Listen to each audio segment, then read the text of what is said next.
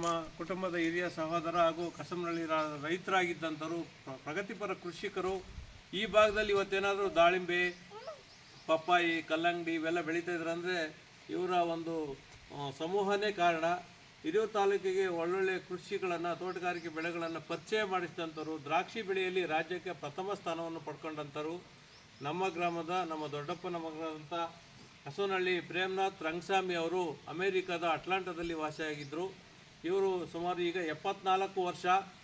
ಇವರು ಆಲೋಚನೆಗಳು ಬಹಳ ಪ್ರಗತಿಪರವಾಗಿರ್ತಿದ್ವು.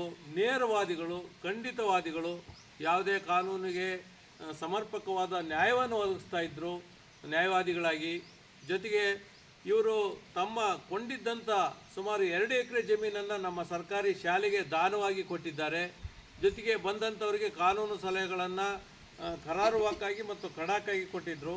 ತಮ್ಮ ನಿವೃತ್ತಿ ಜೀವನವನ್ನು ಅಮೇರಿಕಾದಲ್ಲಿ ಮಾಡ್ತಾಯಿದ್ದಾರೆ. ಇವರಿಗೆ ಹೆಂಡತಿ ಮತ್ತು 2 ಹೆಣ್ಣು ಮಕ್ಕಳು ಅಮೇರಿಕಾ ಮತ್ತು ಆಸ್ಟ್ರೇಲಿಯಾದಲ್ಲಿದ್ದಾರೆ.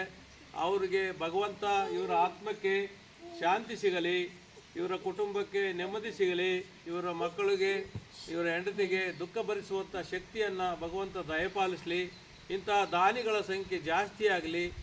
ಸರ್ಕಾರದ ಆಸ್ತಿಗಳನ್ನು ನುಂಗುವಂಥ ಜನರಿರುವ ಕಾಲದಲ್ಲಿ ಸರ್ಕಾರಿ ಶಾಲೆಗೆ ತನ್ನ ಸ್ವಂತ ಆಸ್ತಿಯನ್ನು ದಾನ ಮಾಡಿದಂಥ ಕೆಲವು ವ್ಯಕ್ತಿಗಳಲ್ಲಿ ನಮ್ಮ KR ಪ್ರೇಮ್ನಾಥ್ ಅಂತ ಏನು ಹಿರಿಯೂರು ತಾಲೂಕಿನಲ್ಲಿ ಹೆಸರಾಯಿದ್ರು, ಇವರು ಚಿರಸ್ಥಾಯಿ ಆಗಲಿ, ಇವರ ಹೆಸರು ಉಳಿಲಿ ಅಂತೇಳಿ ಈ ಮುಖಾಂತರ ಭಗವಂತನಲ್ಲಿ ಕೇಳ್ಕೊಳ್ತಾ ಇದ್ದೀನಿ. ನಮಸ್ಕಾರ.